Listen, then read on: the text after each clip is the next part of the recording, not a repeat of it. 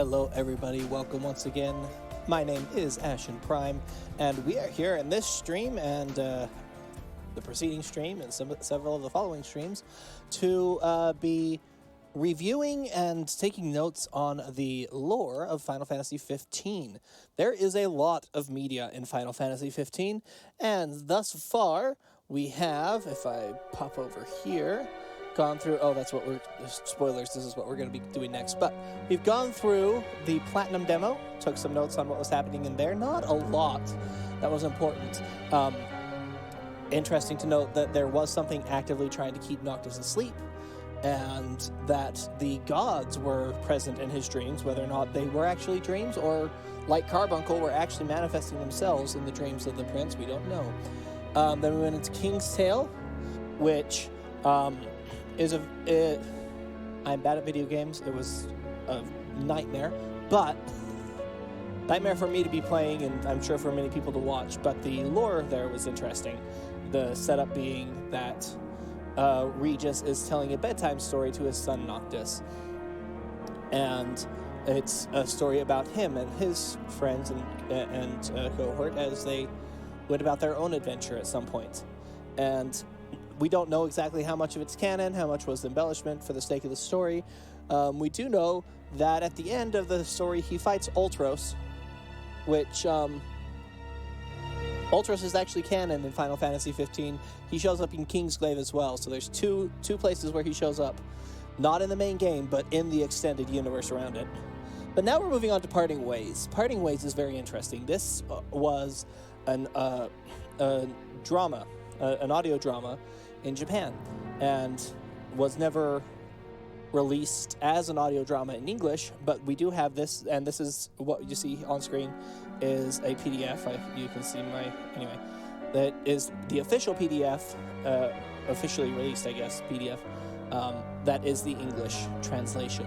And so if you go to the link floating above my head here, that'll actually take you to my notes, which are, and then the link in the notes will pull up this PDF if you wanted to follow along there. I am going to be using the Final Fantasy official soundtrack.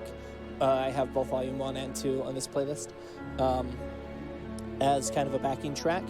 You can see that now playing beneath me, and for each of these tracks, I went through the entire OST and kind of sorted out the tracks based on more or less the mood, the feel of the piece, at least as I interpreted it.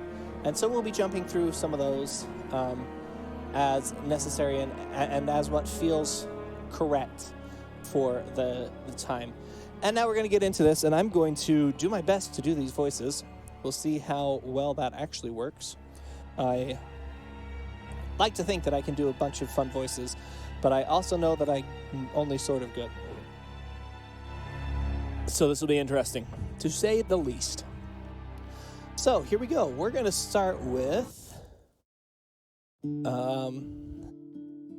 Scene 1, the day before departure. This is written as if it was a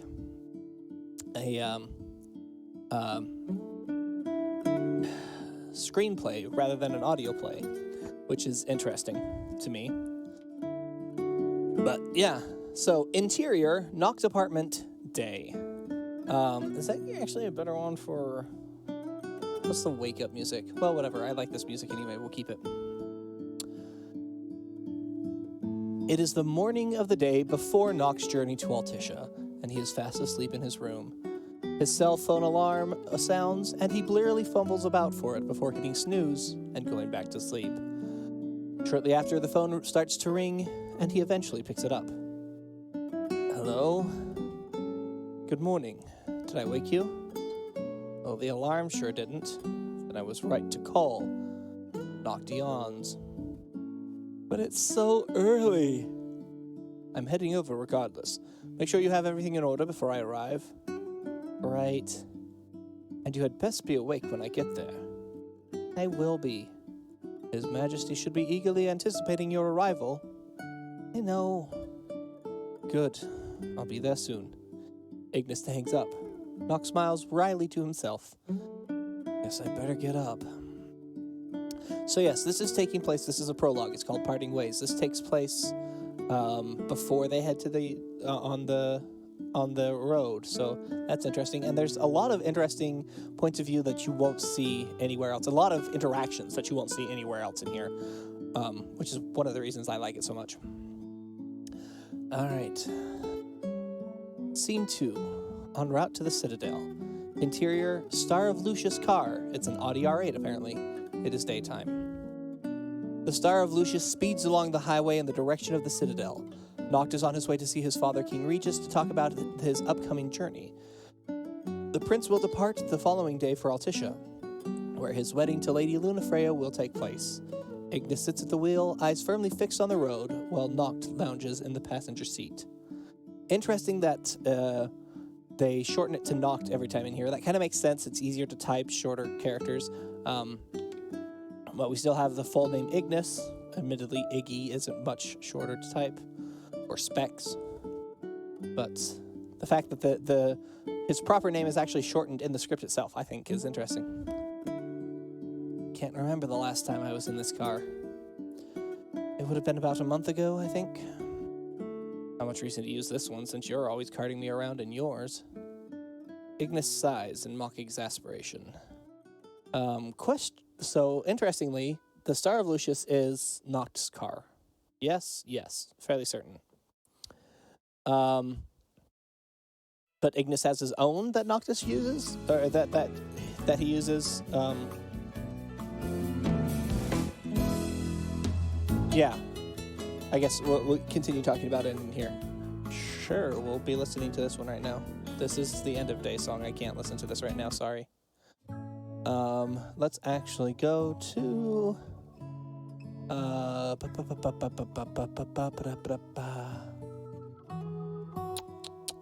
Interesting. I thought I had that. No, we'll go in here. Ooh, maybe not starting there, though. Okay, we'll start here. And then it'll slowly do stuff. Sure, yeah, this is kind of regal anyway. Ignis sighs in mock exasperation. That's where I left off. Forgive me for working too hard. So why this car today? Captain Dratos mentioned wanting to use its ferry guest to the signing ceremony. You don't say. After we arrive at the Citadel, I shall entrust it to him. I see. Well, I don't mind if he uses it for a little while. It's still practically brand new. Ignis glances across at Noct, a grin forming on his face. You haven't been behind the wheel for some time, have you? I recall you being rather eager to drive when you got your license. Yeah, well, there's traffic everywhere, and it's not like I can just go wherever I want. Having someone else drive is just easier. And it allows you time to sleep. Know me so well. Ignis chuckles. Are you going to let Prompto drive the Regalia? He seems quite keen to take the wheel. And what of yourself? Noct smirks. I think I'll pass. Probably best if you don't let him drive either. There's no guarantee I'll be much better. We're all beginners when it comes to driving outside the capital. I can't imagine what it will be like out there. I don't think that's an Ignis line. I think that's supposed to be Noctis, but whatever. Glancing at the time, Ignis puts his foot down, and with a roar of the engine, they speed off toward the Citadel. So, Noctis does have a driving license. It kind of makes sense. Sort of. They let him drive the car in the game. They would want him to kind of be licensed, I assume. Just as a good example to other people playing the game, I don't know. But Noctis does have... Noct has a driving license. As does Prompto, apparently. Also, he has the... So, what do they call this? The Star of Lucius. An Audi R8. I don't know cars. That is his car. Although, sort of. Apparently, it can still be used for official business if the reasoning is sound enough or what have you. But yeah, the Audi R8, which is sort of his. Ignis apparently has his own personal car, which he uses most of the time. Interesting. Yeah. Let's get into scene 3, Captain Drotus. Cool. So here's the deal. Here's the deal. This is a fully spoiled stream because I know what happens, and I'm assuming that anybody watching this would also know. Well, I'm not assuming that, but I'm going to fully spoil this things that happen and important story beats. In this case, in the movie Kingsglaive, because Drotus is the head of the army, in charge of the Kingsglaive themselves. Or head of the Kingsglaive, basically the head of the army, more or less. There's the Kingsglaive, the Crowd's Guard, it's a thing. They're two kind of separate arms that have different things. Kingsglaive, though, is the one that's going out into the world, the one that's actively fighting against the Empire. And Drotus is in charge of that. And then when this whole thing with the signing happens and the peace talks, they kind of swap responsibilities for no good reason. The Kingsglaive are all brought in to suddenly be the Crown's Guard, be the ones guarding the crown and the capital and the palace, and the Crown's Guard are all sent to the wall to maintain the perimeter. Seems stupid, but that's what happens. So Drotus now is in charge of palace security, which is a real trick because he's also General Glauca, the head of the Empire's army. How one person has the time and the mental fortitude to get through all the paperwork necessary to be in charge of two different armies at once, I have no idea. Why any person would do this, I have no idea. But it's what happens. Anyway, so scene 3, Captain Drotus, who I have feelings about, not as a character, but as a narrative conceit. It doesn't make sense. Moving on, though. After parking the car, Noctis and Ignis get out and make their way to the Scene 3, Captain Drotus. Exterior, in front of the Citadel. Day. After parking the car, Noctis and Ignis get out and make their way to the Citadel, where Captain Drotus is waiting to meet them. I have no idea what his voice sounds like in the movie. I've only watched the movie once, because it's sad and I hated it. That's not true. I enjoyed the movie. I hate being sad, so I don't seek out that type of entertainment for myself. So tomorrow's going to be fun when we watch that.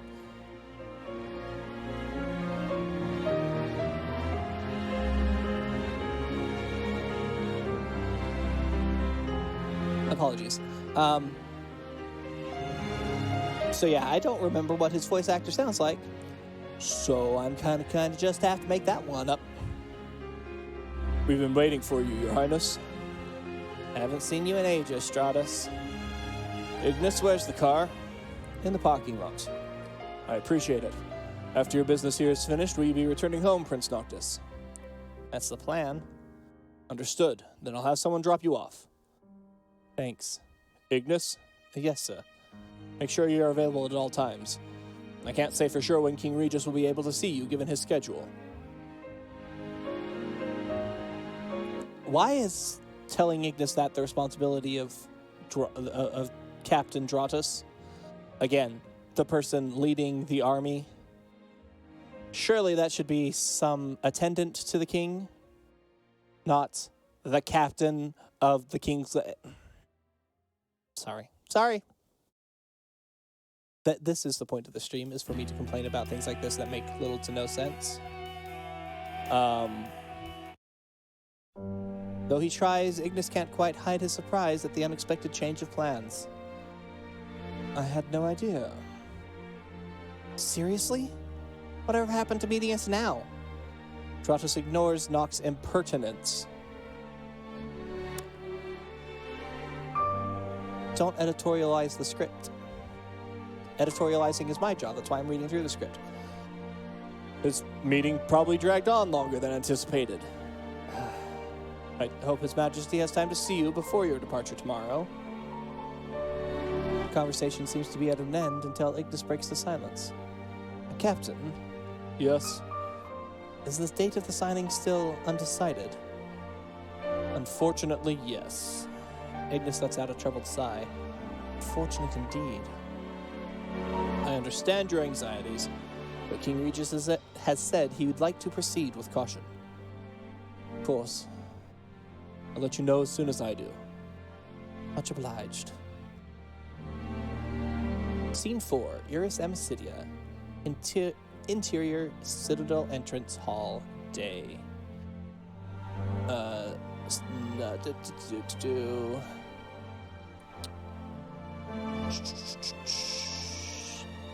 Noct and Ignis enter the Citadel.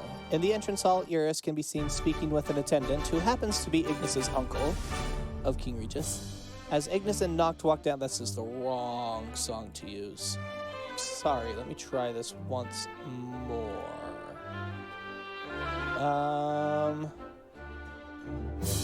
This is the one I want. As Ignis and Noct walk down the hand, they overhear Iris and the attendant conversing. Any chance I could see him? Not at present. Your father is still in meeting. Midway through the attendant's sentence, Iris notices Noct approaching from a distance. Oh, Noct! Hey, Iris. Noct and Ignis arrive at Iris' side. Oh, Prince Noctis, you look well. Hi, Mr. Scientia. Scientia? Is my dad around? Unfortunately, his meeting has yet to adjourn. You have my sincerest apologies, Your Highness. No worries. Sorry for the delay, Ignis. It's not your fault, Uncle. Yeah, we've got other things to do anyway. Like getting ready for your trip? Yep. Thought so. Bummer I don't get to go with you and see the wedding. I'm sure you just get bored along the way. Well, do you mind if I tag along just today? Around here? No, back to your place, silly. Maybe not a good idea. Why not? It's your last night in town. The four of you are going to have a party, aren't you? Ignis laughs wryly and shakes his head. It's a moving out party. Nothing but cleaning. Cleaning? Yep. There'll be bugs everywhere. Ew, gross. So you're probably better off staying away. What are you doing here anyway? I brought a change of clothes for my dad. He's been so busy lately, he just sleeps at the Citadel. Not even Master Clarus has been spared from the treaty preparations, I see. Reminded of the pressure his father is under, Noct turns to the attendant. How's my dad doing? Exhaustion aside, he seems to be doing just fine. Can he still walk? Oh, but of course. Great. Ignis, I will contact you once His Majesty has a moment. Much appreciated. For now, we'll be on our way to the prince's quarters. As Noct and Ignis turn to leave, Iris calls out, Noct! Noct glances back at her. Iris grins. Congrats on your wedding. Noct winces slightly before flashing her a lopsided smile. A little early for that. See ya. Noct nods to Iris, and he and Ignis stroll off in the direction of his quarters. Iris watches as they walk away, her expression betraying the merest hint of sadness. So, Ignis, this is his uncle,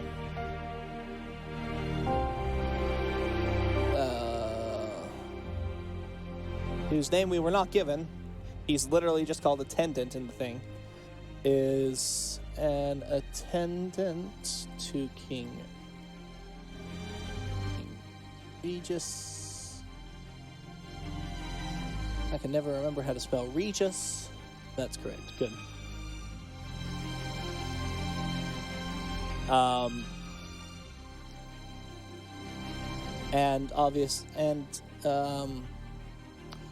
Noct and his dad don't see each other often.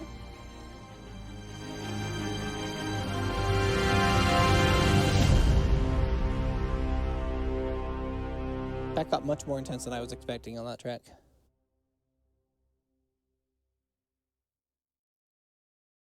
And Iris has a massive crush. It's kind of downplayed here, but again, things in the movie we know. Iris has a massive crush on Noct. All right. Scene 5, en route to Nock's room. None of these are appropriate.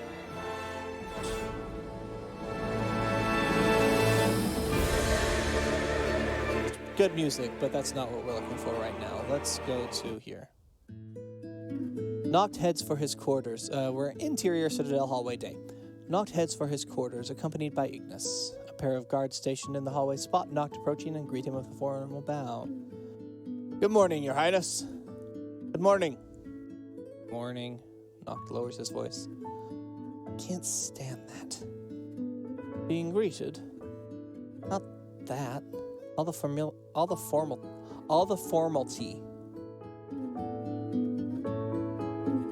Wow, I could not get my brain to process the word formality. Sure. Not that. All the formality, bowing their heads all the time. Their exchange is interrupted by the sudden, rapidly approaching footsteps. Suddenly, 2 Kingsglaive soldiers dash into view, heading in the opposite direction, and one bumps shoulders with Ignis as they pass. Pardon me. You okay? Sorry about that. Eyes forward. As the 2 soldiers hurry off, Ignis flashes Noct a wry smile. Seems not everyone is capable of a proper greeting. Ignis turns to look in the direction of the rapidly departing figures. Those are Kingsglaive uniforms. Intrigued, Noct peers after them as well. Oh, it's actually Noctis right here. Interesting. Oh, yeah? They aren't from the Crown City. Perhaps they don't know who you are. No way they'd see me if they're always hanging around the Citadel. The pair resumes walking, and Ignis assumes a thoughtful expression. I imagine the Empire's terms leave them with mixed feelings. Everything out there will belong to Niflheim, huh? Precisely. Well, they live in Insomnia now, right? Even so, their homes will cease to be a part of Lucius. The news must be shocking, to say the least. Yeah, good point. Talisman and sword. Interior Citadel, Nock's room, day. Ignis waits as Noct opens the door to his room. They enter and Ignis closes the door behind them. You still plan on using this room even after your return? Haven't really thought about it. Please be mindful of the fact that you won't be alone when you get back. Think Luna will really come to Insomnia? The realization has yet to sink in, I see. Has Umbra paid a visit lately? No, but I just sent the notebook back, and Luna's probably busy anyway. Ignis, just pack whatever you think I'll need. Ignis sighs wearily. If you insist, but I expect you to sort through it later. Ignis and Noct pack for a few minutes without exchanging a word, the rustle and thud of clothes and sundry objects serving to fill the silence. After a while, Noct pauses to take in the scene around him.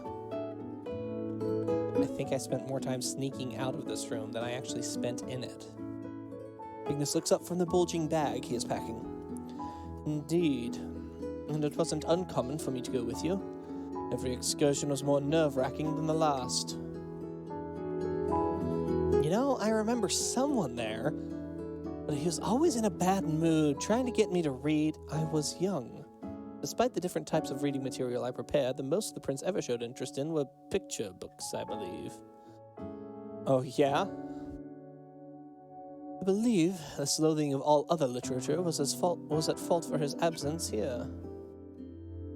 Noctis's playful expression begins to fade. Oh, yeah? Speaks quietly, half to himself. I hated being stuck in here. Couldn't get a moment alone. Everyone was worried about you. Yeah, I know. Before you sustained that injury, you were a much livelier child. I didn't really talk much after it happened, huh? Even I was perplexed at your radical change. Really? Ignis continues packing, but replies in a gentle voice. Pausing here, this means that Ignis knew not before. the demon attack, which I did not know before. In the Platinum demo, the young Noctis that you play as there, I believe is this, just for probably simple technical sake, but I believe that it is the same model that they use as the Noctis that Ignis is introduced to in flashbacks during episode Ignis as the first time they meet.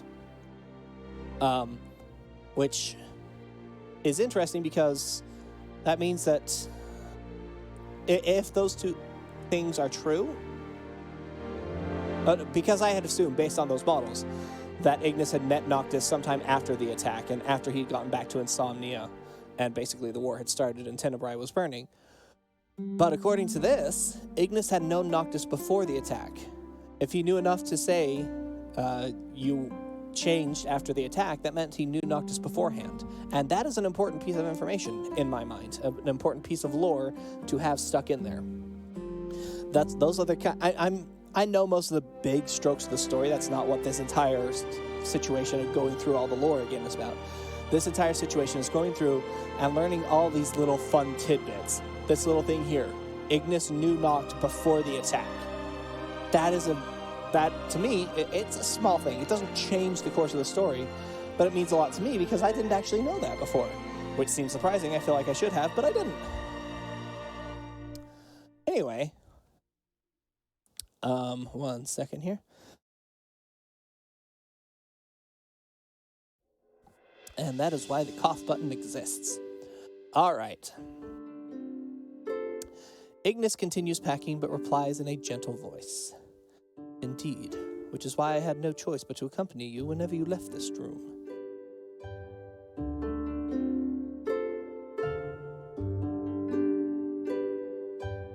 Noct lets out a short, slightly bashful laugh. I always hoped these spontaneous excursions would one day come to a peaceful end, yet my hopes were dashed. I remember. You took the fall for everything. I was reprimanded for absconding with you away from the Citadel. My bad. You were doing me a favor and got blamed for it anyway. I was simply doing my job. I have no regrets on the matter, not even now. Amidst the chaos of Noct's possession, Ignis glimpses a curious, little lucky charm, a wooden carbuncle figurine. Interesting, it's wooden. When it showed up in the Platinum demo, which, yes, I realize the lettering is behind me, that's because this is where I'm seeing it, just anyway, not important. When he showed up in the Platinum demo, the carbuncle thing that Regis gave him, it looked more like it was a jade or something, but apparently it was wooden. Interesting note here. So, the carbuncle figurine is wooden. Again, small, insignificant, doesn't matter, but I think it's interesting. That's why it's going on the list here. He takes the figure in hand.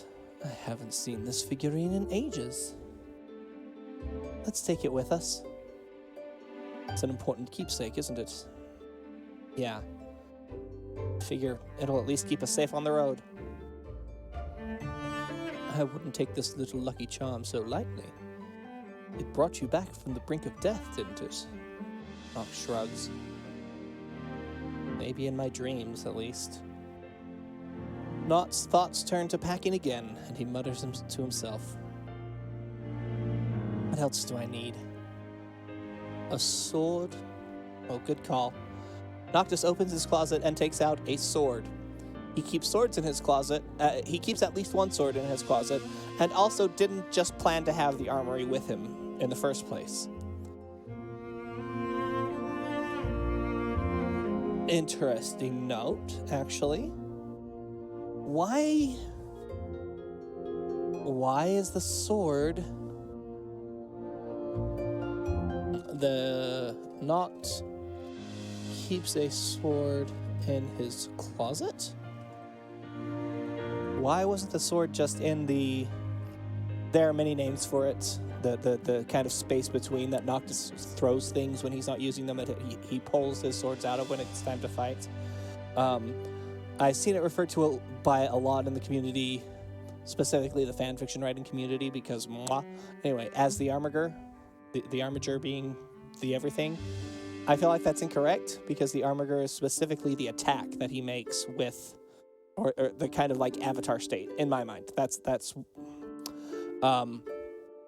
so kind of like the void, the storage space, the whatever he has that he can bounce things in and out of, the warp zone, I don't know.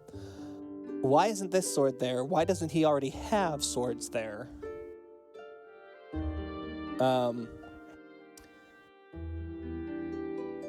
Does he not have an arsenal already at his disposal? I have to assume that he doesn't, which is a weird note. A weird note? A weird note. Something that, like, really? You're training the Prince of the Kingdom to protect himself. One of his powers is he can literally summon weapons from out of the air. Maybe have him fill the out of the air space with all of the weapons. Just maybe. Noctis opens his closet and takes out a sword. Noct, I remember training with this. There was hardly a moment of peace around here after you received it. Yeah, he laughs. No matter how hard I tried, I just couldn't get the blade warp down. If you hadn't sustained that injury, I imagine it might have been much easier for you. You did quite well for yourself regardless. I didn't really have much of a choice, certainly. Ignis's phone rings. He gestures apologetically to Noct and answers it. Hello, this is Ignis. I see. Understood. Be right there.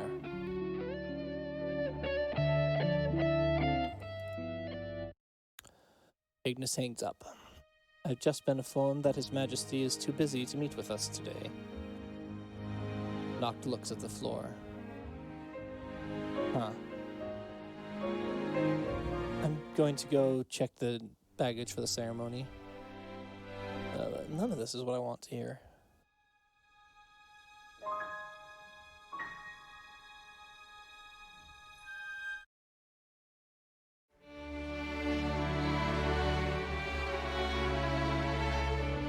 Fine, we'll go to this one then. Anyway. I've just been informed that His Majesty is too busy to meet with us today. Noct looks at the floor. Huh. I'm going to check on the baggage for the ceremony. Please sort through your belongings in the meantime. Got it. Ignis departs, leaving Noct standing motionless in the middle of the room.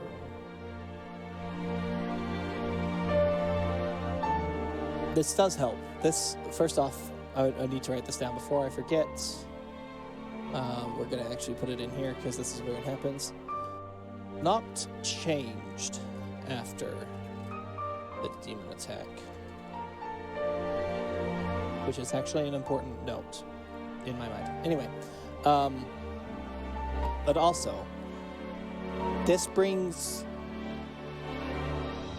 one of the very first cutscenes in the game proper is Noctis leaving with the king there. And in that cutscene, Noct looks like such an absolute brat and just a complete and total asshole as he's leaving on this long trip. First time he's probably, not even probably, the first time he's leaving the city. He's leaving his father behind. He doesn't know at the time, his father does, and we kind of know it too. This will be the last time he sees his dad alive, and he's brushing his dad off and just going. And so he looks like an absolute asshole. Grade A. But this puts it in such more cleaner, I don't know, this reframes that whole scene for me. Because Noctis would love to spend time with his father. That's the entire first arc of Noctis's arc, basically. That's the entire point of this entire prologue, is Noctis would wants to with his father, but the king is always too busy. Like, I think there's a scene in Kingsglaive where they meet, or maybe it's in Brotherhood. I don't remember. I feel like between this moment here and the actual leaving scene, there's like one short interaction that they have.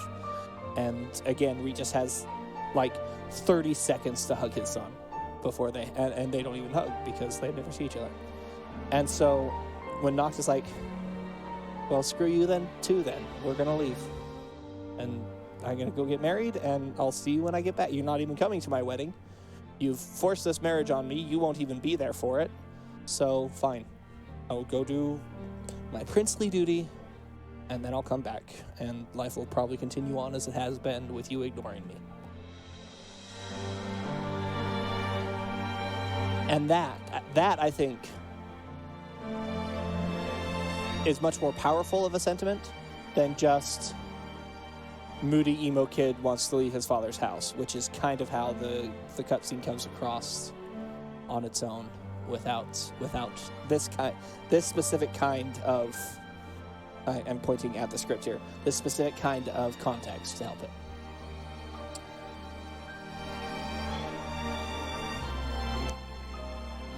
All right.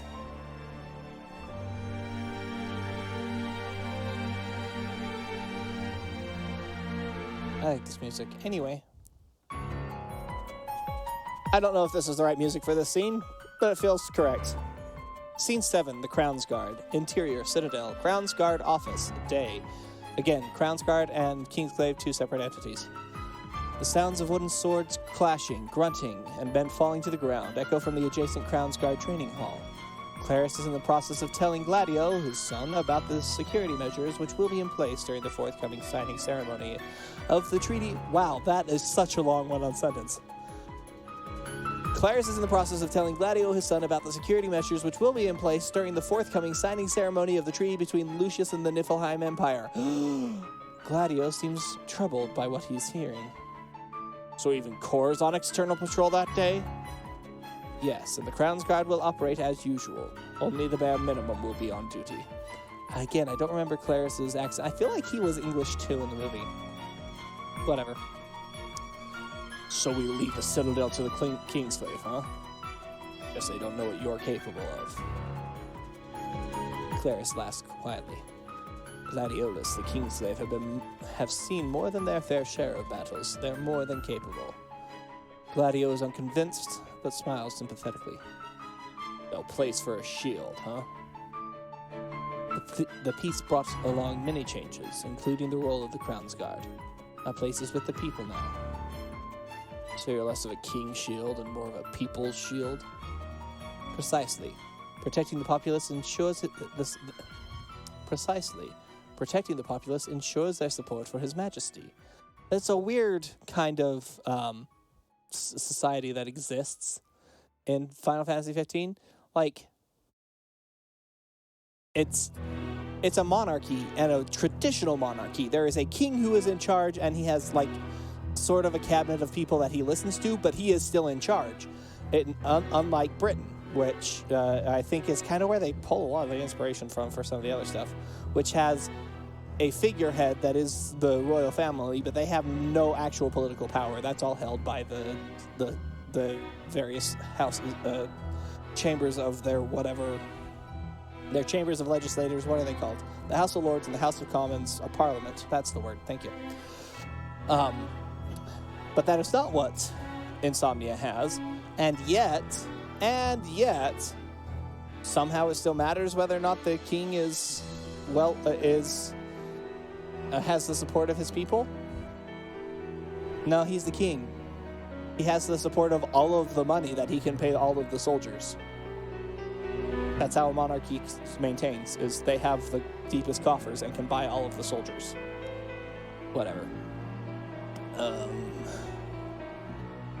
Protecting the populace ensures their support for His Majesty.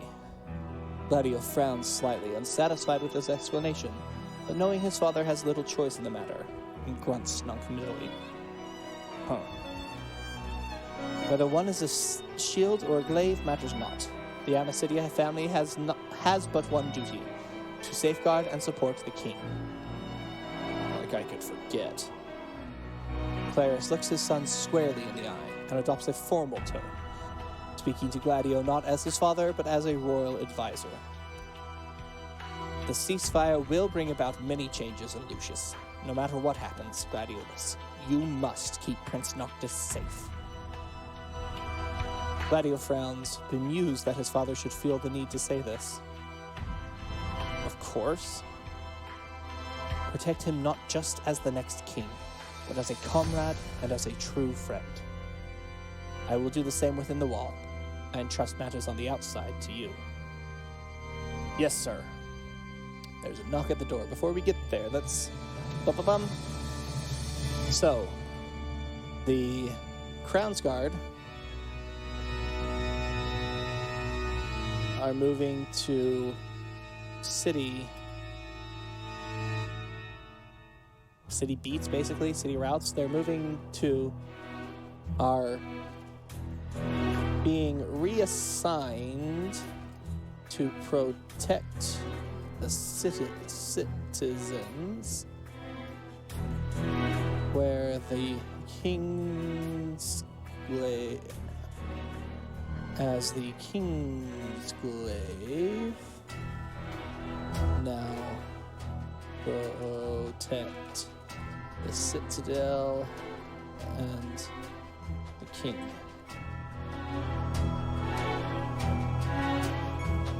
And it almost sounds like this is a provision of the peace treaty,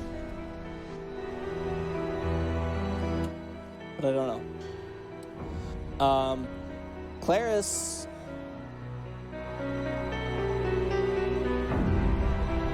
it's tricky to know. Like, there are parts of this this prologue that make me think that Clarus and Regis know what's going to happen, and then just let people die anyway because they're terrible at their jobs. But I don't know. I don't know. Like, Clarus obviously does not expect things to go smoothly, based on what he's just said to Gladio, but I don't know. Anyway, there is a knock at the door. Clarus, come in. Cor enters, leaving the door open behind them, another figure visible in the hallway beyond. I cannot do Matthew Mercer. Sorry, that's just not happening. But I'll do my best. Pardon the intrusion. Cor? Prompto walks through the open door. And pardon me... Wait, Gladio? What are you doing here, Prompto? He's here for his Crown's Guard uniform, so I thought it best he meet the captain himself. Makes sense. Prompto Argentum, am I right? Yes, sir! It's a pleasure to meet you. No injuries from training, I presume? Oh, no, sir. It went just fine, I think. Probably. Hey, and I promise to protect Noct if something happens. Very noble of you. However, you must first and foremost protect yourself on this journey, hence your self-defense training. Right. I understand you decided to undertake this journey as his friend. Take pride in your position at his side. Right, and, thank you. I appreciate your time today. I assume you have some preparations to take care of, so you may be on your way. Yes, sir. I better get ready, too. Understood. I'll see you soon. Gladio and Prompto leave the room. The door closes and the atmosphere within becomes solemn. So, before we do that, Prompto joins the Crown's Guard just before the boys leave. A big question that hasn't been answered yet, I don't know if it is later or not, was he planning to join the Crown's Guard before this trip was brought upon them? Or did he join the Crown's Guard because he no longer, or because he was going on this trip and he had to technically be part of the Crown's Guard in order to go with Noct? Who knows? Gladio and Prompto, okay. The door closes, the atmosphere within becomes solemn. Did you speak with Dratos? Haven't had a chance yet. He hasn't looked well lately. Indeed.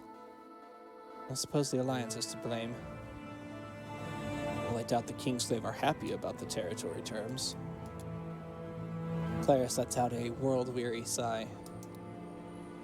Can nothing be done about my post tomorrow? It is as I said. All of the plans have already received His Majesty's approval.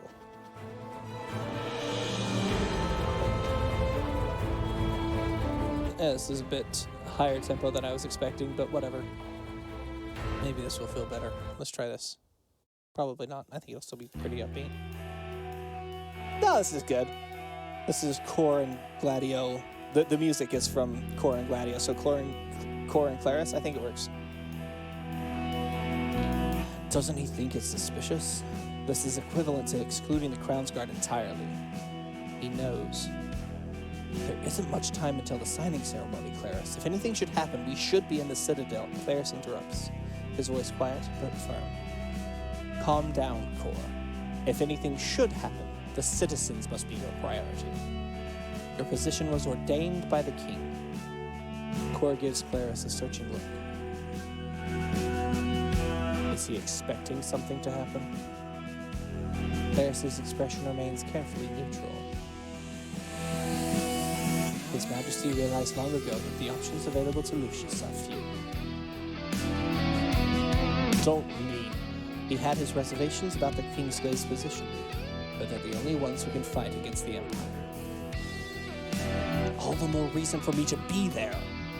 If experience is what you need, then put me at the King's side. Don't forget, Cor, the citizens must be your priority should anything happen. King Regis wanted only the most capable to evacuate the people. I know you won't let him down.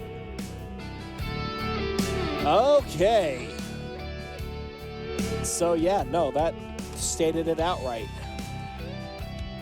Regis is fully expecting the violence at the signing ceremony.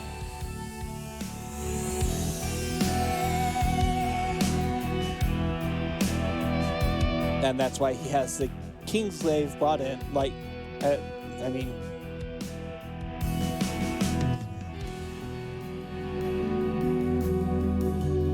I'm surprised, not surprised. It's sad that he didn't see the fact, the Kingslave turning on him, because that just made things infinitely worse than they could have been. But his priority, his being the king, is keeping the citizens safe. That's why he has the Crown's Guard protecting.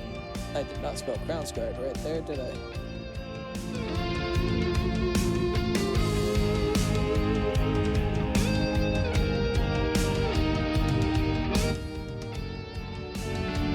Protecting them. Interesting. Interesting.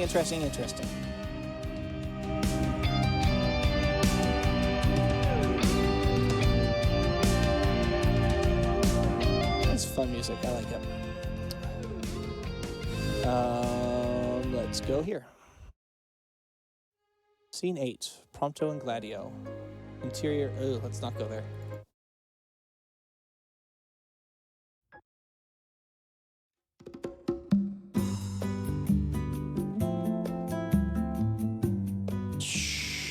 Sure. Prompto and Gladio. Interior. Citadel. Hallway. Day. Prompto and Gladio talk as they stroll through the Citadel. You gonna wait for Noct here? Nah, I think I'll head home for a bit. Why? Forget something? No, nothing like that. Just thought I'd show my parents my new digs. Sounds good. It's kind of proof that I'm worthy to go on this trip, you know? Just hope they're home. Not much you can do if they aren't, huh? Nah. We don't see each other much, but it's been that way since I was a kid. Anyway, if they're not in, I'll come right on back. Right. Well, I might be a little late. Got dinner plans.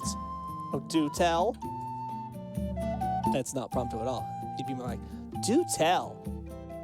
I'm real bad at voices. Anyway, my family and I are going out to eat. Hardly ever happens, so I figured I might as well go along. Nice. Take your time and send Iris my regards. Oh, yeah, she mentioned she saw you the other day. Huh? Where? In the park, taking pictures. Sounds like me. Why didn't she come over and say hi if she saw me? Said she did. Hold up. Seriously? Oh, man, I can't believe I didn't notice. Gladio assumes an earnest expression, but his voice betrays his amusement. She was really worried about you. You should have told her not to worry. Gladio laughs heartily. Okay, nothing really important happened there. So, next scene. The Kingsglaive.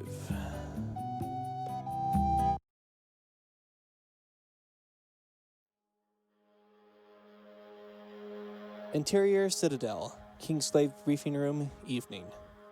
Dratus enters the briefing room, where Libertus is waiting to receive his orders. Oh, he has the weird Cockney accent. Is it Cockney? I don't know. But he has, I think I can pull that one off. Thank you for coming, Libertus. Where's Nyx? On his way. What's up? I wanted one of you to see the prince back to his place in the city. Seriously? Dropping off the prince? Are we babysitters now? I think I'm going slightly Irish with it, which Libertus definitely isn't, but that's what I'm doing anyway. It's the price to pay for using his car. To do what? To safeguard our esteemed guests. It's the only one worthy of the task. Libertus' irritation gives way to gloom. It'll be a peaceful exchange, won't it? It'll be a peaceful exchange, won't it? Any car should do. Dratus laughs to himself. I take it you're not a fan of the ceasefire, huh? I don't know. I want peace just like everyone else. I should be happy if no one else has to get hurt like this. But you can't be happy. Not with these terms. Libertus looks even more downhearted. Of course not. You know we're all thinking the same thing. There's a brief lull in the conversation. Eventually, Dratus sighs quietly and changes the subject. How's your leg? Still need a crutch to get around. I see. Sorry for calling you out here then. Assignments have been updated, so have a look. After that, go home and rest that leg. What about the prince? Nyx will handle it. Appreciate it. So I'll head home then. Take care, Libertus. Libertus nods and hobbles out of the briefing room. Dratus watches him leave, his look of concern gradually giving way to what? His look of concern gradually giving way to one of blank indifference. So,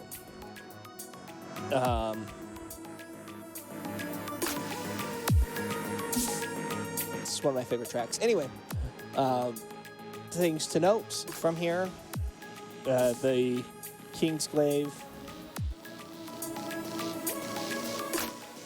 Things to note that we probably already know, but I'm going to write them down anyway.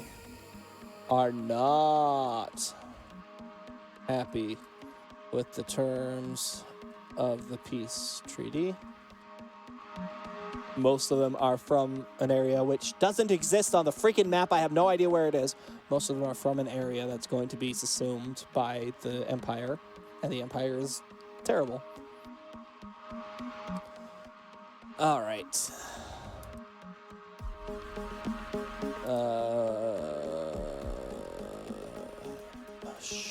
Sure. Let's go here. Scene 10, a call from Ignis. Interior Citadel, Nox's room, evening. Noct is seated in his room, staring off into space.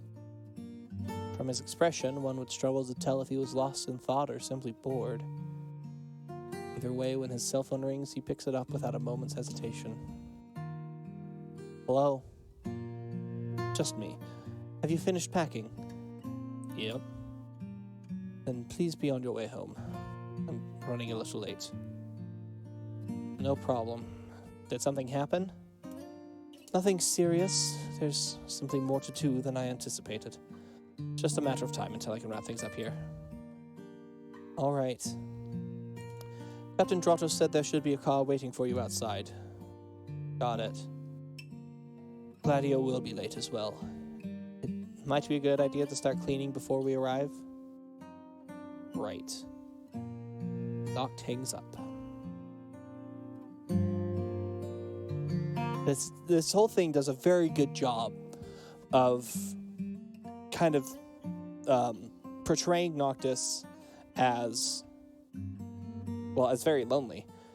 Like, as someone whose position itself is a lot of times keeping the people he wants to be close to away because there's work to do and things that need to be done because royalty, and he is royalty whether he likes it or not. It's like this, where he's been on his own. He was expecting to spend some time with his dad today. And instead, not only does he get, completely ignored, at least from his point of view, for other things, the person who he was going to be with and working with, Ignis, also gets called away. So he's left on his room from, let's see, this is the evening when we first saw him in the room. It was...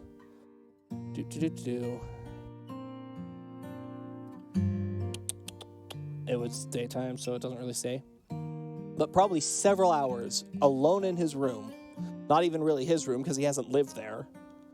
And now he has to go get in a car with somebody who he doesn't really know and go back to his now empty apartment. Does a very good job of portraying him as a very lonely child, even if he is 18. Scene 11. Eris and Libertas. This one, let's go... we can stay here. His business at the interior Citadel, entrance hall, evening. His business at the Citadel complete, Libertas heads home. He walks with the aid of crutches, uttering the occasional pained grunt of exertion. Suddenly he stumbles, and both crutches tumble from his grasp with a clatter. Damn. Iris, who had been watching Libertas's painstaking progress from across the hall, rushes over and picks up the crutches. Are you all right? Here. She hands them to Libertas. Thanks. Just can't seem to get the hang of these things. Guess it happened recently, huh? Yeah, on the job. Libertas heaves himself upright. So, are you one of the Kingsglaive? Yeah, that's me. Are you Nyx? Nah, name's Libertas.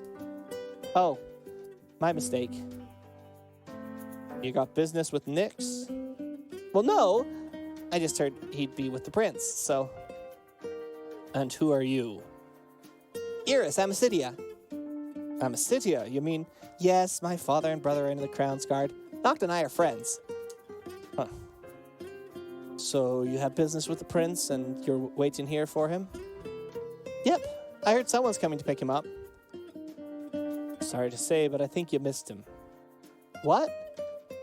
He should probably be home by now. You don't say. Thanks for letting me know. Was it important? I'll call the driver and see where they are now. What? No, you don't. Without waiting for Iris's answer, Libertas calls Nyx. Hey, where are you now? Iris makes out the tiny sound of Nyx speaking at the other end of the line, though his words are unintelligible. And the prince? Nyx answers briefly. Of course he is. Nyx speaks again. Nah, it's nothing. Later. Libertas hangs up. Seems His Highness is back home already. Sorry. Thanks for checking anyway. Well, if he's your friend, why don't you just meet up with him tomorrow? Tears well up in Iris's eyes, and she speaks in a choked whisper. I guess... Libertas is taken back by Iris's sudden display of emotion. Or maybe not? It's just... today is a special day. Oh, I see. Didn't know the prince was that kind of guy. Eris forces a smile. I guess he is. Well, it might be hard to get a hold of the prince, but I'm sure he'd take a call from a friend. Huh? If it's urgent, why not? Well, I've never called him before, but you have his number, don't you? Yeah, but... Pausing. This is one of the weirdest things. So, a society that has cell phones, that's awesome. There are so many people who have the crown prince's number that it makes no sense. Why would Eris have his number? That makes no sense. I'm gonna write it down, though. Well, it doesn't make no sense, I guess. Her brother is literally his bodyguard. That's a certain sort of sense.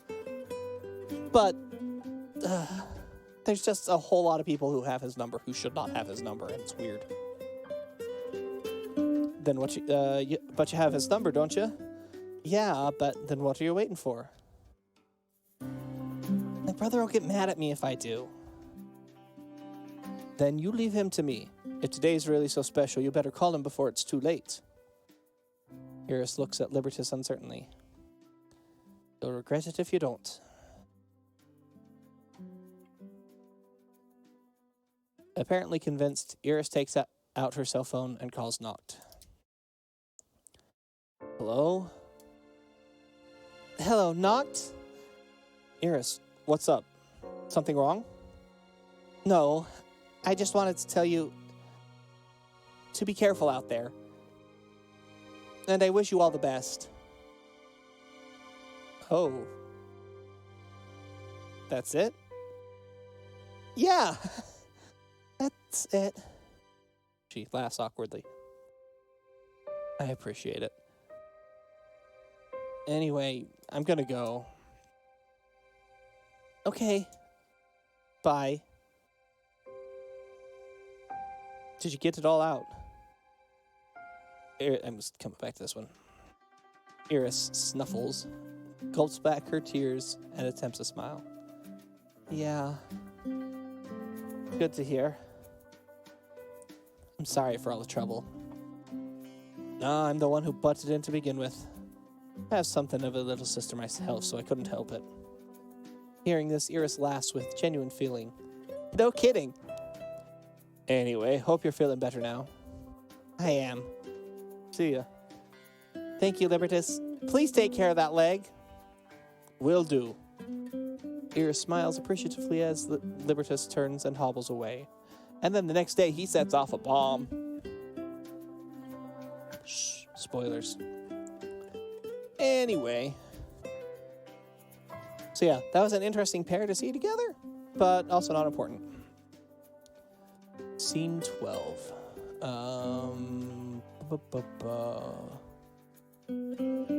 Right here.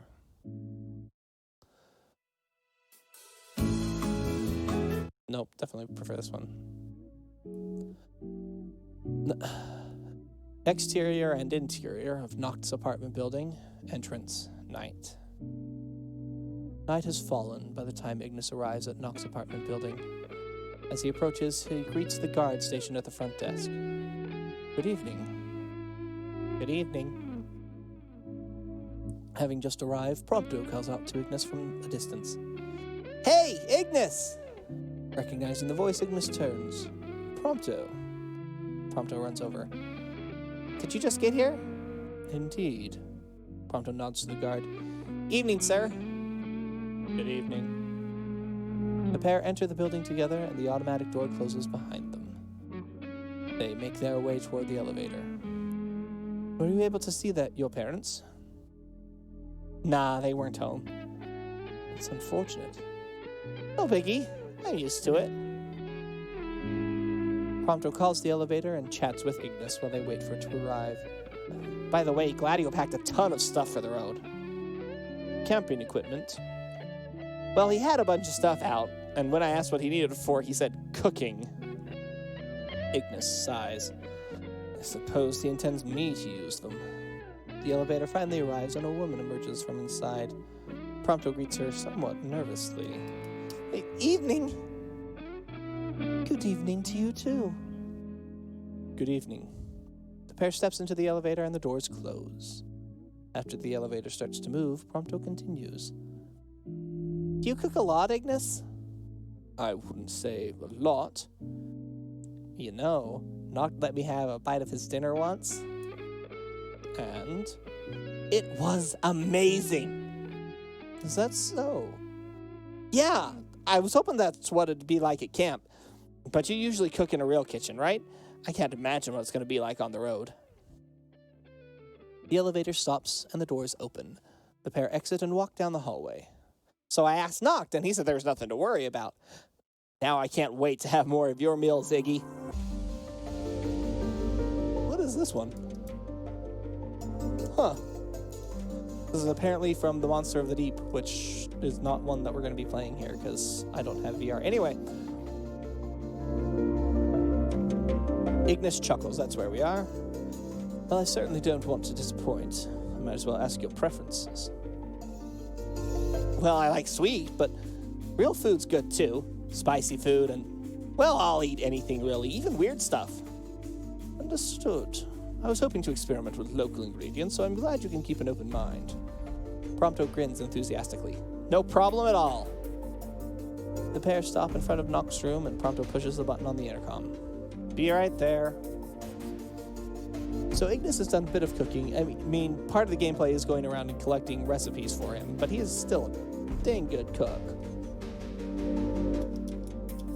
Are the guard and this woman supposed to be anything? Are they just present? Is that their only purpose in life? I think that might be their only purpose in life, is to be present.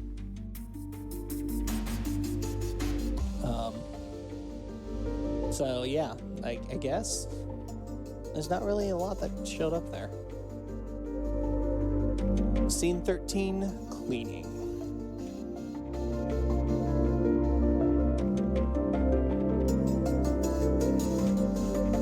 We'll come here. Somewhat later than interior Noct's apartment night. Somewhat later than planned, Ignis, Prompto, and Gladio are busy helping Noct clean his apartment and prepare to move out. Noct's remaining possessions lie strewn about in a haphazard piles, and while progress is being made, the place looks messier than ever. Prompto is rather half-heartedly running a cloth over a bookshelf when something catches his eye. Whoa! Never thought I'd see this again!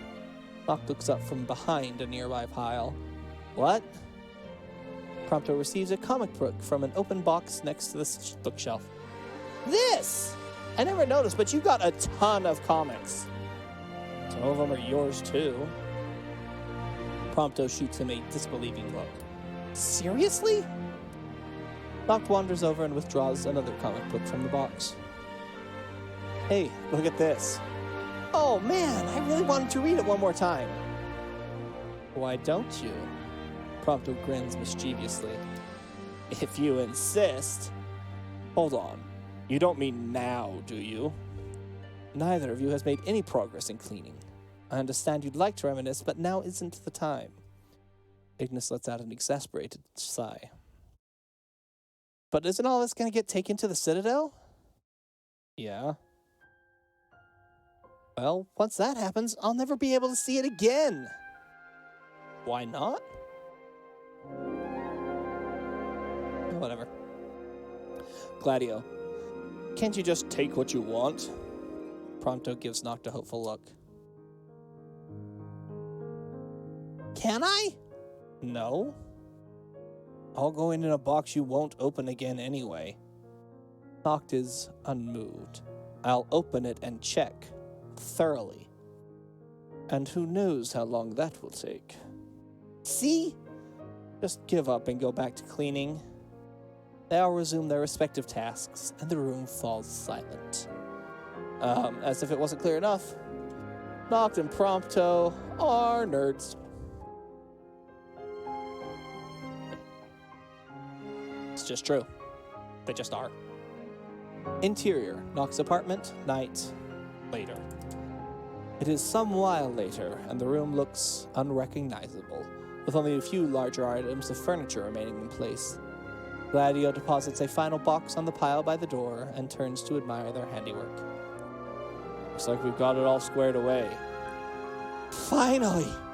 I never realized how big this place is! And this is the last you'll see of it. When we return, Noct will begin his new life.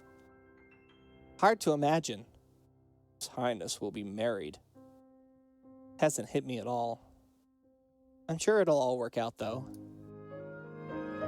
You mean you aren't nervous? Noct considers this for a moment, betraying no hint of concern.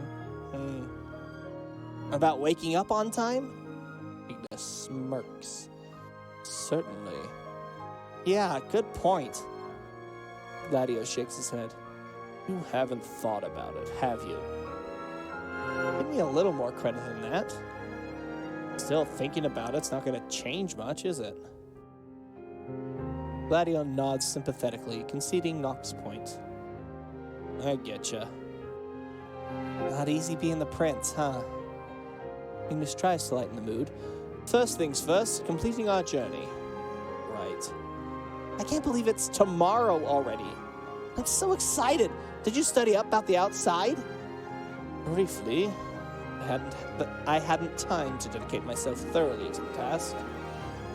Yeah, so busy with your own preparations. It's very pretty music. I had a look at some maps, but even if you ask around, nobody really knows anything. It's a whole new world out there, huh? Especially now, where it's not literally the middle of a war zone right this second. There are all kinds of animals on the outside, right? Think they'll walk up to us? Think they'll just walk on up to us? Oh, for sure. Dunno. All I've heard is that it's... Wow, my voice. Oh, 1 second.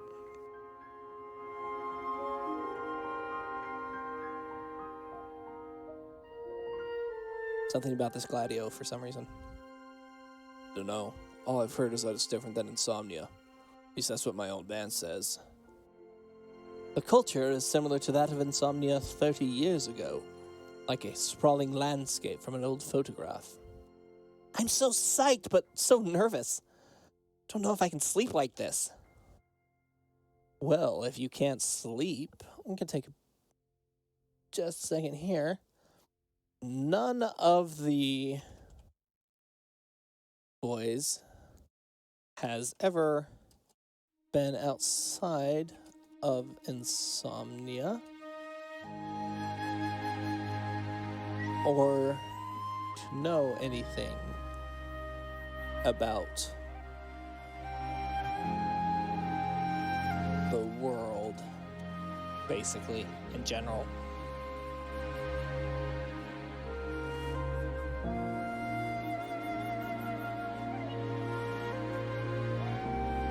Wanderlust is so good. Anyway, Noct pulls out his phone and taps the screen, booting up his favorite game. Great idea! Prompto follows suit. You can't be serious at a time like this. Well, why not? We gotta be there for His Highness, don't we? Gladio joins in. Besides, this is the last time we can do this here. With a slightly theatrical sigh and a resigned shake of his head, Ignis pulls out his own phone and begins playing. Noct and Prompto are nerds. Gladio and Ignis are willing to join in, at the very least.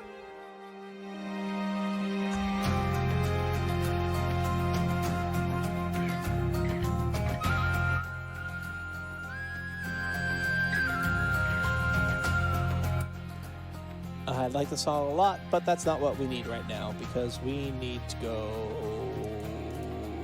here. Scene 14, comrades.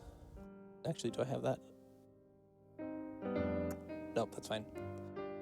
Interior Citadel, Regis's room, night. A weary-looking Regis sits down heavily in his chair, having just returned from an interminable Meeting. What does that word mean? 1 second. I needs to Google some stuff. What does... Come here, you. Sure. Define... Interminable. Interminable. Endless, but often used hyperbolically. Sure. Seemingly endless. Moments later, he is joined by Clarice, who looks only marginally less exhausted than his king. I had no idea meetings could be so taxing. My back aches. Regis manages a short laugh, followed by a long sigh. How are you feeling? I imagine you must be exhausted. Indeed. Regis laughs ruefully. And what of Noctis? I hadn't a moment to see him. I see. After you send him on his way tomorrow, why not rest a little? Let me handle the more trivial matters. I can't have that. If I leave the kingdom in your hands, even for a day, I won't have a place to return to. Clarice laughs. You make it sound like a bad thing. They both laugh. But you needn't worry about me. Doing just fine. Have you had time to contact Sid? Not, I'd be happy to drop him a line. That won't be necessary. I managed to call him today. How was he? Fine, but he demanded a personal visit in exchange for looking after my son. Not the attitude one would normally take toward a king. Yeah, there must be something on his mind for him to be so insistent. What did you say? But I couldn't see him. An honest king. He just scowls. Honest. Even when I couldn't tell him anything. I couldn't even be honest with my own son. Clarice's expression becomes slightly pained. I want different music right now. This one. And he sighs before answering earnestly. It's not something that could simply be said. When the time came, I couldn't do it either. But there are no right words for such a circumstance. Send them on their way, that is. Clarice, you've done more than enough, Regis. They're no longer children. Someday, they will understand. Regis gives his friend a heartfelt smile. Thank you. Regis' smile fades, and his tone becomes grave. Many sacrifices will be made for the future. Perhaps it's too much to hope for the understanding of my people. But my will is to protect those of the present, and on the path I have chosen, the options before me are few. I have thrown away my pride. Perhaps I'll even be ridiculed as a fool. He pauses for a moment before continuing. In the name of Amicitia and service of Kylam will be sullied. For that I must beg your forgiveness, Clarice. Clarice shakes his head. You don't need to apologize.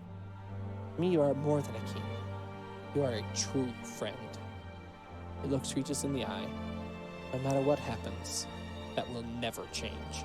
I'm getting way too close to my screen, apparently, based on where my camera is. Oh, well. So, yeah, no. Yeah, no, they, basically know that they're gonna die, as are so many others. Lots of death.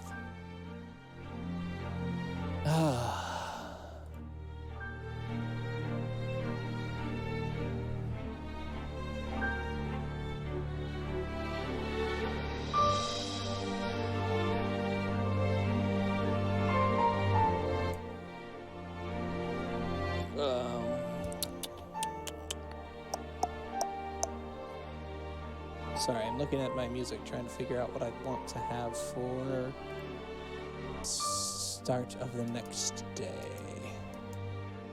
I think we want to be here.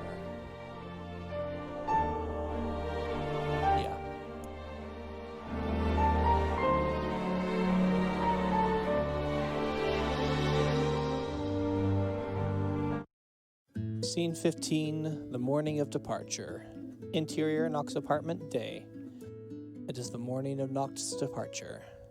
The birds can be heard chirping outside the sun-speckled window. The chorus is interrupted by Nock's alarm. Ignis, who is already awake, walks over to rouse the sleeping prince, while Gladio and Prompto blearily open their eyes. The latter sits up, stretches his arms above his head, and yawns widely. Morning already? Guess I fell asleep. Ignis sighs impatiently.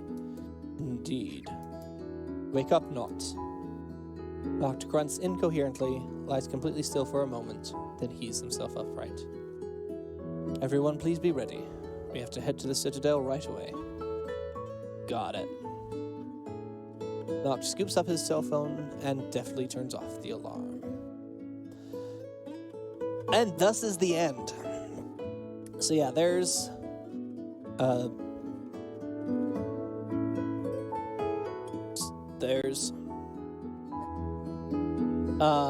ton of interesting information that happened here. So starting, like, as I said before, this has really been an exercise in attempting to just notate how incredibly lonely Noct is, and kind of bring more to light exactly why he behaves the way he does at the beginning of the game. Let's go ahead and pop over here. So yeah, we have a lot of information that it's kind of not all of this information is specific to this prologue. Some chunks of it are, like Ignis's uncle. This is the only place where that shows up. And the fact that Ignis knew Noct before the demon attack, honestly, I think this is the only place where that shows up as well. But there's just a few things here and there that just kind of cement and make more powerful what's happening later. Like the freaking Drados reveal, that one half line in here, where it's just like his look of concern gradually giving way to one of blank indifference. That's not really all that, suspicious out of context. But when you know who Drados is, that he is also General Glauca, actively working against the best interests of Insomnia, kind of makes sense. I mean, that whole scene with Libertas is just kind of in a slightly different light, when he's kind of egging Libertas on here and there a little bit about what is and is not, what it should and should not be acceptable, and so forth. So yeah, there's a few interesting things there. Been going for a little under an hour and a half, and I think that's going to be fine for now. So tomorrow, I'm going to call the stream here. Then tomorrow, we're going to get into actually playing the game proper. But we're only going to be playing Chapter 1 before we almost immediately go and watch Kingsglaive. So that's going to be interesting, and I'm still not entirely sure how good to do it. Almost positive that it's just going to be basically riff tracks. I'll just be watching it on my own and talking, and that talking and this sheaf of notes will be the stream. Because, there's not much else that can happen. It'll be fun and exciting. So yeah, that will be all that. I want to thank anybody who has watched. I hope that you have enjoyed. And until next time, have a good one.